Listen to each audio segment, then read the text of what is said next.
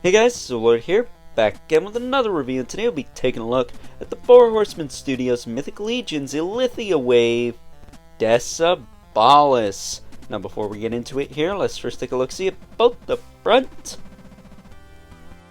and the back of the packaging. So without further ado, let's get into it. Now before we get into the meat and taters of this review, Decabalus does come with the standard ogre scale murder weapon, the quadruple bladed axe thingy of doom. I love the quadruple bladed axe thingy of doom. That said, it does not come with this hand on it. I just heated that up and got it on there and refused to take it off because, well, it was a bitch to get on there in the first place and I refused to take it off, so deal with it. That said, if you're at all familiar with these weapons, you know you can pop both this end off and this end off and add this piece right here and make it an even longer quadruple bladed axe thingy of doom.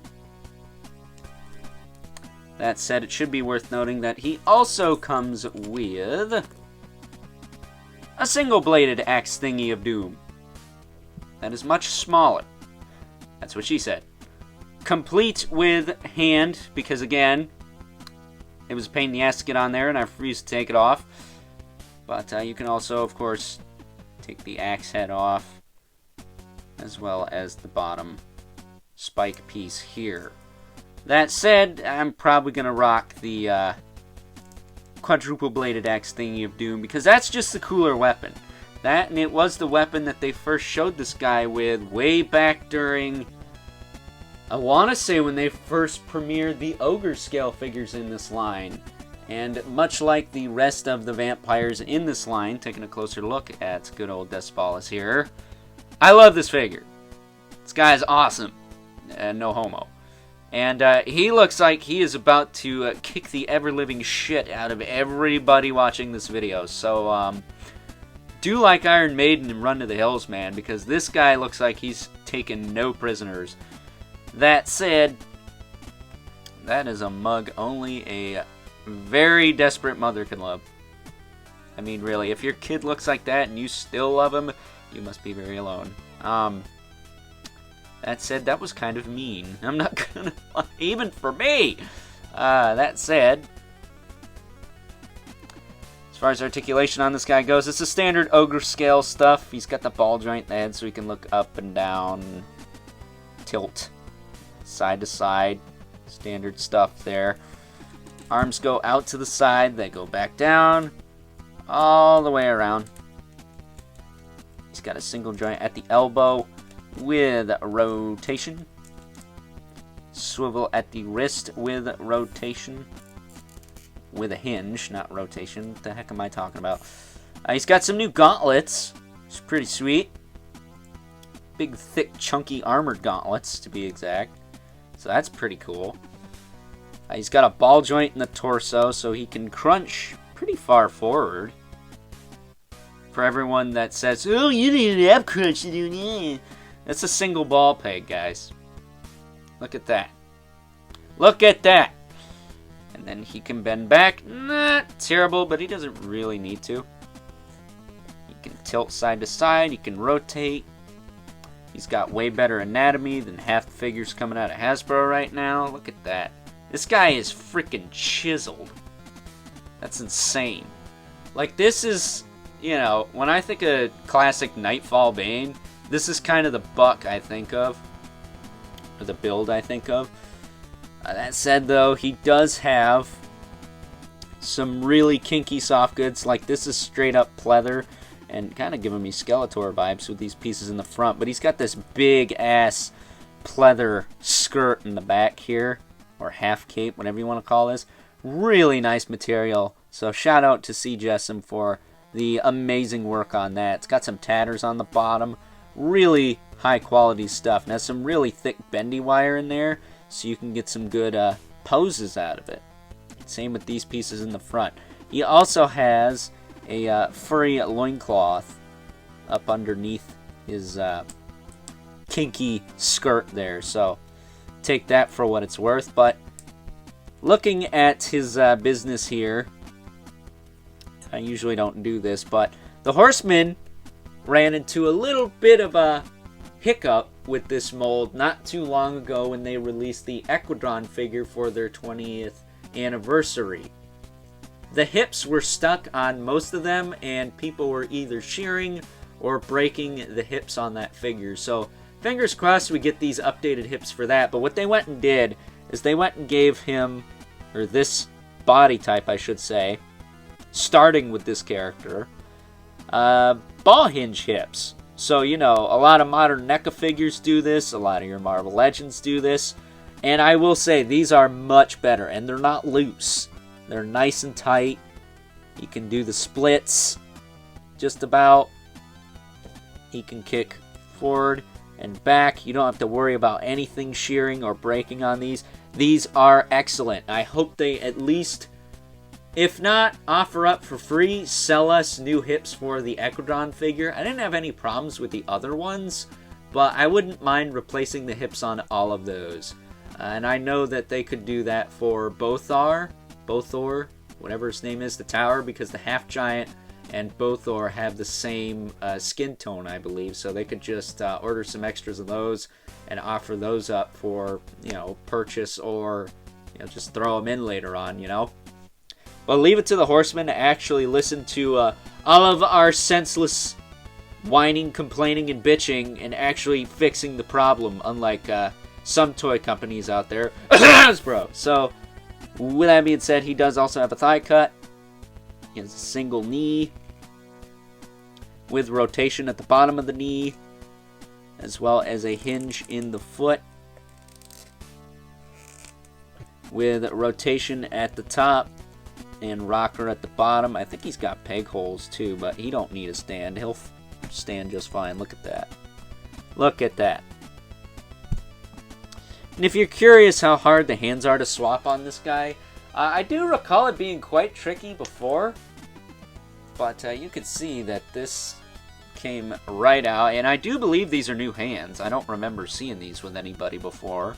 They're kind of open grip hands, and using this as an example here, you can actually get him to hold stuff in these hands. Like, this is not falling out unless you shake it a crap load.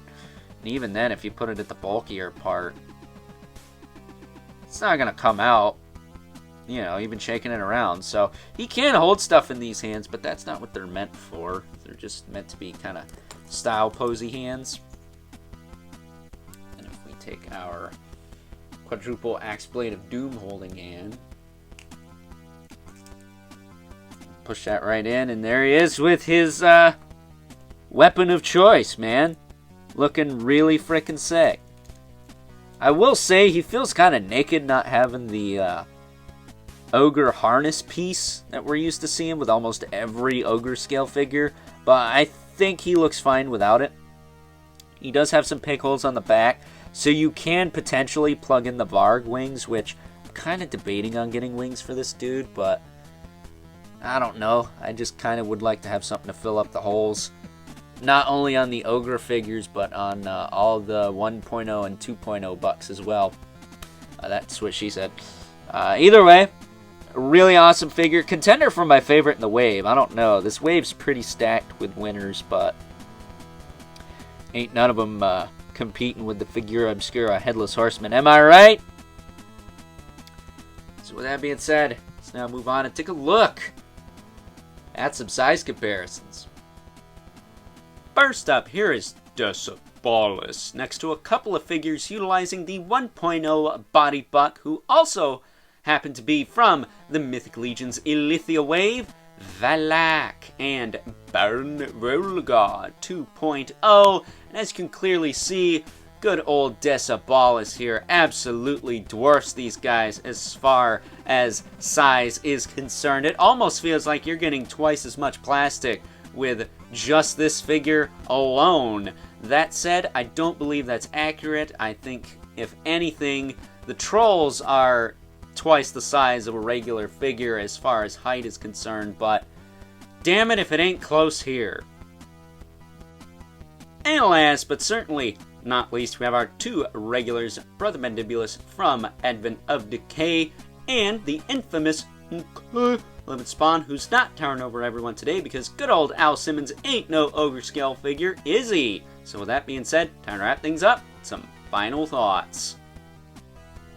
Overall, and out of all of the ogre scale figures in the Mythic Legions line that we have at this current time, I'm 110% confident in saying that good old Decabalus here is by far my absolute favorite of the bunch, which is a pretty bold statement because despite all of the controversy and quality control issues and drama surrounding the Equidron figure, that was actually my favorite ogre scale figure in this line as of last year, because not only was it just a really kick-ass figure of a really cool looking character design, it's a very sentimental figure to me as far as this channel goes, because I was one of the first to review that, and that video did a lot for this channel as far as gaining any sort of traffic is concerned. That said, even though I don't expect the same to come of Decabalus here, I do really like this figure a whole heck of a lot. And even though he may not get the most traffic like Equidron did, he does fix a lot of the issues I had with the ogre scale figures, and that alone is worth a 2 thumbs up from yours truly. So with that being said, I hope you guys enjoyed this review. If you're so inclined, please don't forget to comment, like, subscribe, and hit the bell so you know whenever I upload more reviews like this one. Let me know what you thought of week 1 of my Halloween spooktacular. I got plenty of Halloween themed action figure reviews coming your way next week when we take a look at the McFarlane Toys DC Multiverse Black Lanterns. But if you haven't already, please hit me up on Instagram at Overlord Productions, as well as the Mythic Legions Cabal over on Facebook. Be a part of the Mythic Legions community, but as always, keep the comments civil, because the world sucks enough as it is, especially when the 4 Horsemen fixed the problems with the ogre scale body mold, and I'm sure one of you assholes out there is going to find something to bitch about. I mean, it's just inevitable, right? And until next time, I'll catch you guys later.